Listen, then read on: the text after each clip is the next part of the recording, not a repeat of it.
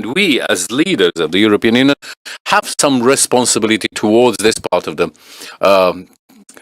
land for the welfare, the security of people, not only in the Western Balkans, but around the world. And nevertheless, even we, as leaders of this part of Europe, still have a special responsibility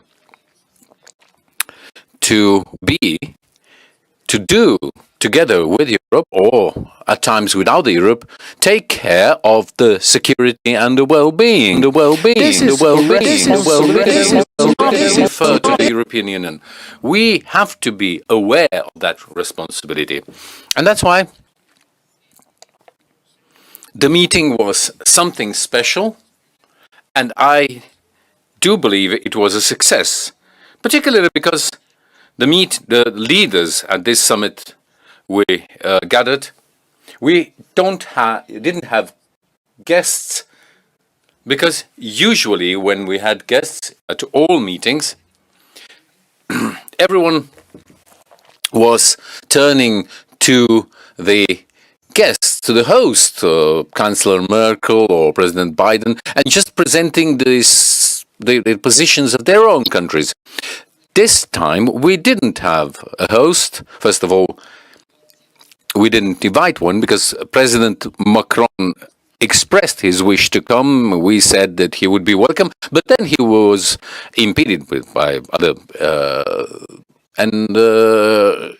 it was the first time that we met together alone. We had to look into one another's eyes and tackle the most important issues like the inter-region, the wider region. I think we managed to get our job well done, but I have to say that it was one of the most difficult, demanding meetings where everyone was allowed to say everything, and so we had to do quite a lot, or almost everything, to reach a compromise.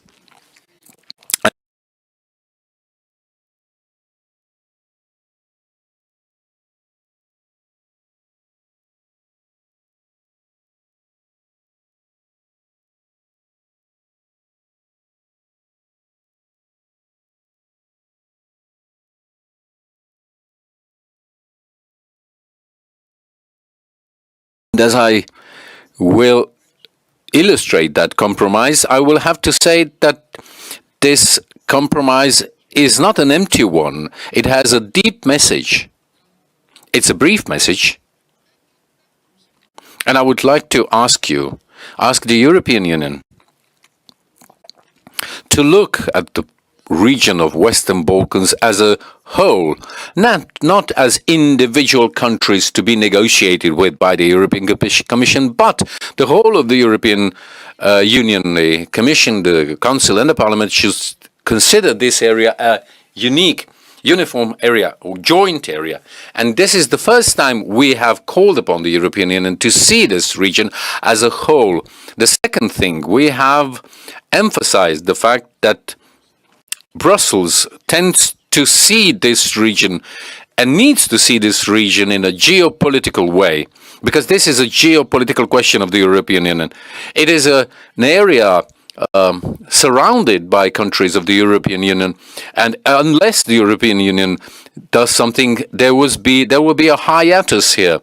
And the third thing we said, which previously we didn't say in such an extensive way, it is a mutual process.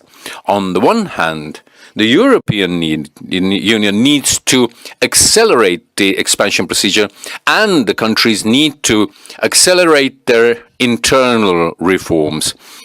Today's meeting, although there will be no such impression still today, they will tend to show over time, but I think we have opened a new chapter in this procedure and in the politics of the countries of this region when it comes to terms of the Schengen expansion. It's not at all a secret that there were heightened tones and we didn't see eye to eye, that we argued, but we came to a conclusion, to messages that we consider important for the people in the region and politics in this region. I am very satisfied with the document we have, and I'm also glad and honored and proud that we managed to host that meeting at the 10th anniversary, which is certainly one of the most important meetings of this kind in this area.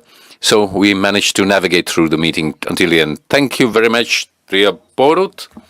Ladies and gentlemen, there's not much to say after this exhaustive report of the negotiation procedures and the approval of the document. So you know more or less everything, because we have more than 10 years of history behind us. We have managed to come to a compromise. It's not the minimal common denominator, but we have managed to arrive at that. After negotiations, you have also said incomprehension or even I think that the agenda of the president of Kosovo, Osmani, was quite ambitious, and the Serbians were against that.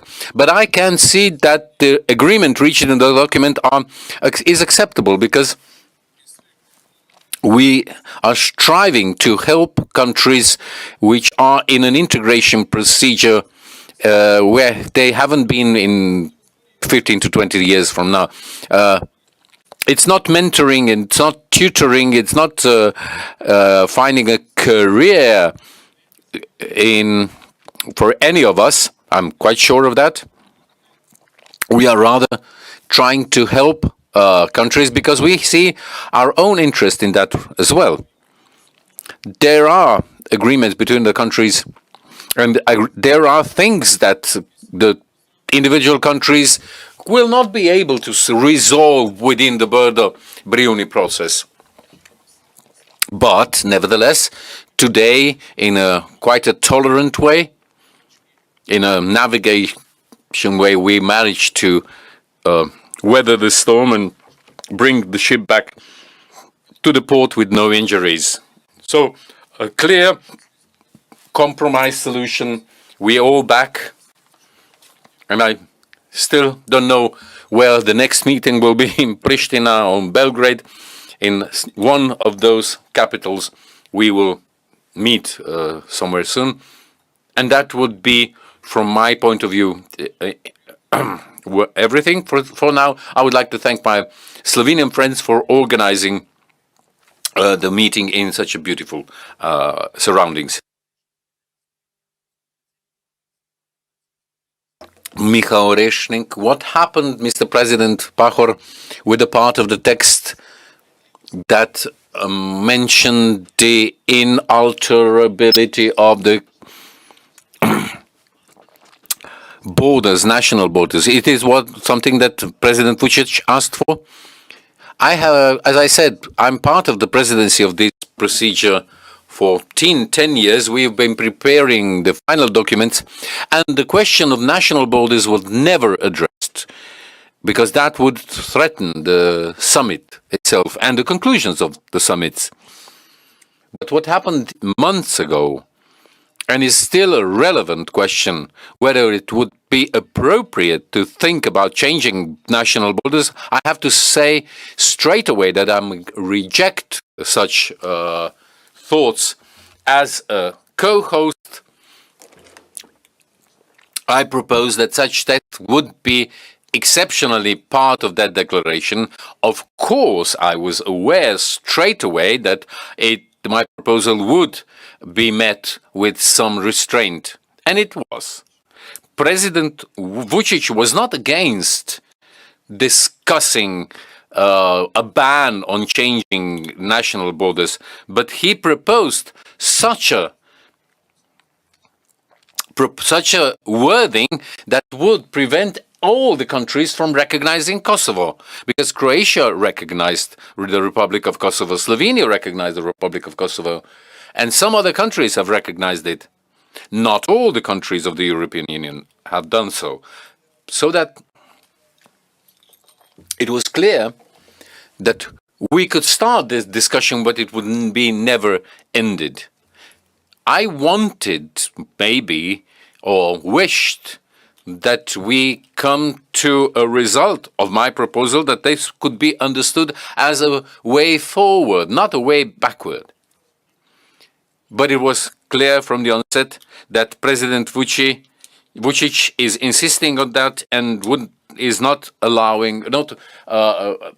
wishing to recognize the Republic of Kosovo. So it would be an endless discussion.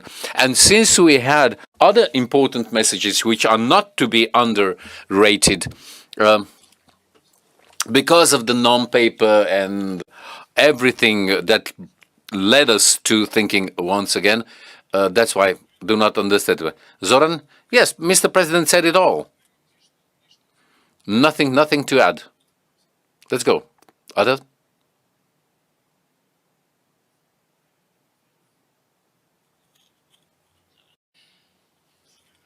I would like to know whether the process of dialogue between Belgrade and Pristina is continuing. Yes, of course.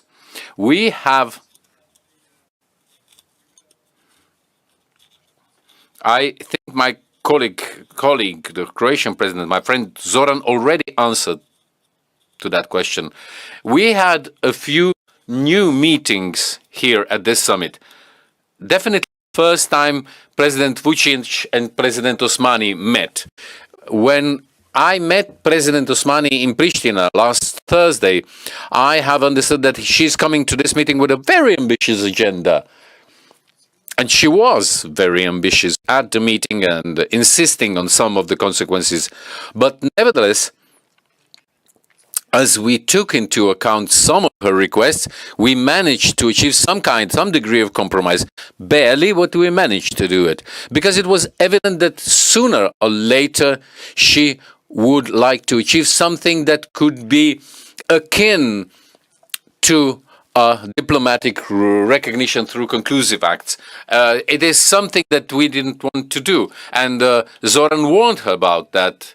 Because the Brdo-Brijun process is, the aim of the Brdo-Brijun process is not to find answers to questions we cannot find answers to, but we can definitely give support to bringing positions closer, to reconciling, to establishing mutual trust, to have common views on the expansion of the enlargement of the European Union.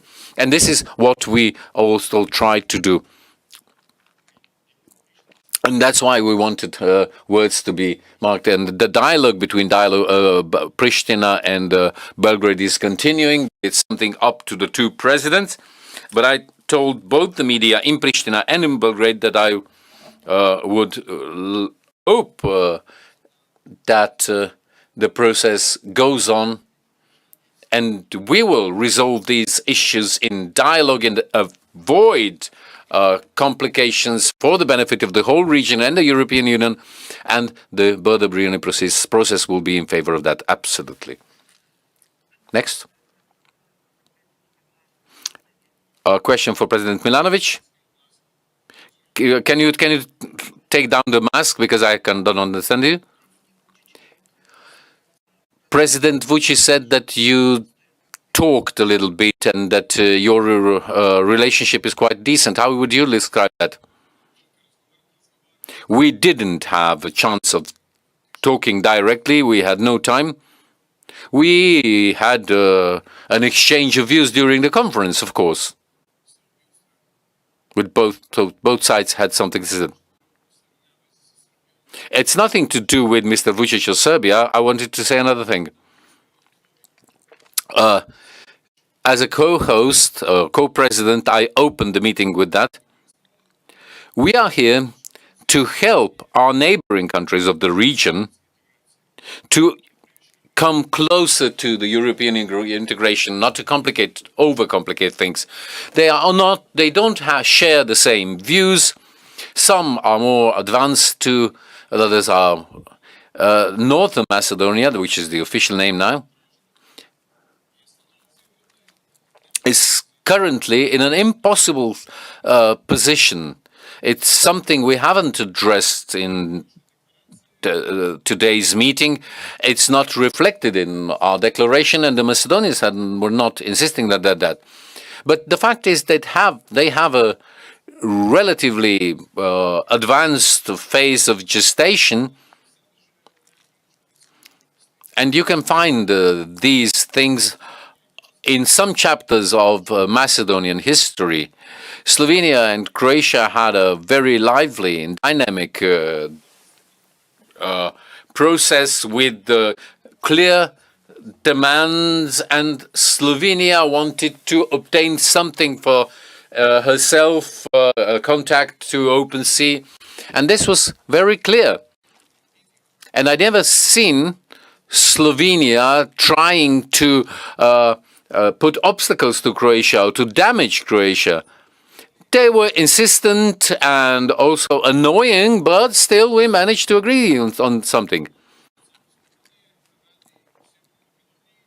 What today one of the members of the European Union is doing to the Republic of the North Macedonia, that's trespassing. To ask a candidate country who is in a negotiating phase for becoming a member to change the history manuals and define the genesis of their people as the neighboring country would like to. This is already trespassing into intimate space. It's something that should not be allowed, and I will be against that.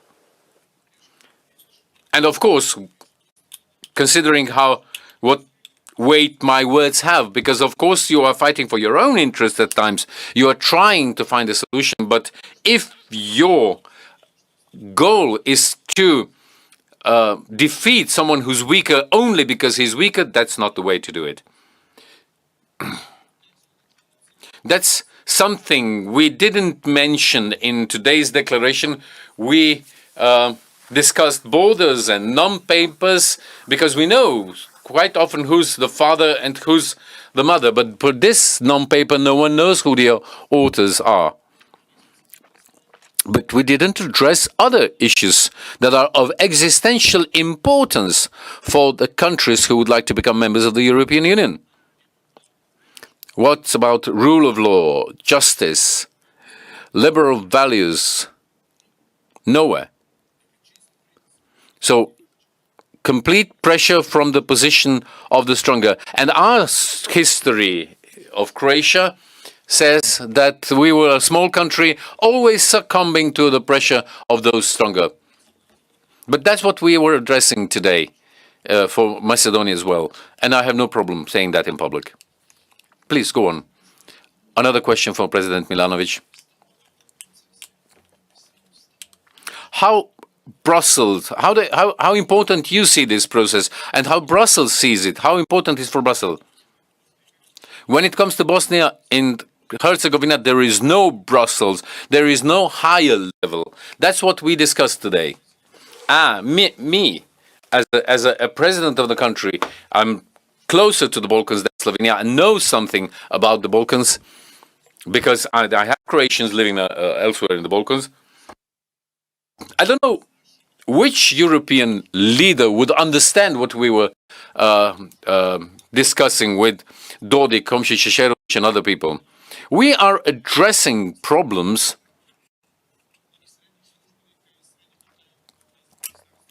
of mid-management levels in different ministries who are defining the politics, because the politics are defined in our region not by Angela Merkel, by Macron, but by mid-management in Brussels.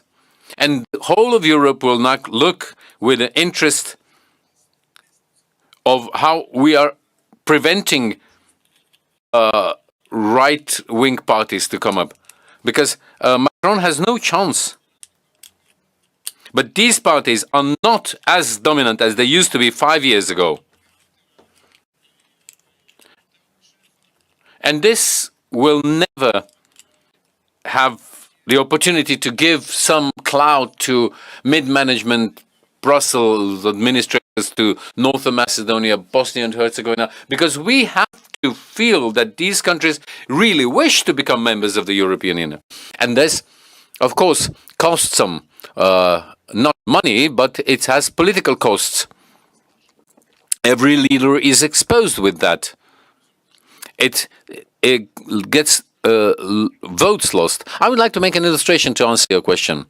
When I was visiting the capitals of the countries of the Western Balkans, it was very clear for me that today's meeting would be a very demanding one, because COVID has exacerbated some of the positions. We had to overcome them, and that's why I knew that the negotiations for the declaration will be lengthy ones.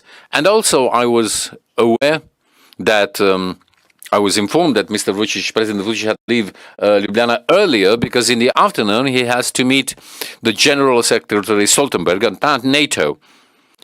When I called Stoltenberg this morning and informed him about the importance of today's meeting in Ljubljana, he postponed his meeting with President Vučić, allowing President Vučić to be up until the end of our meeting today. Yep, next one. No other questions? If I may.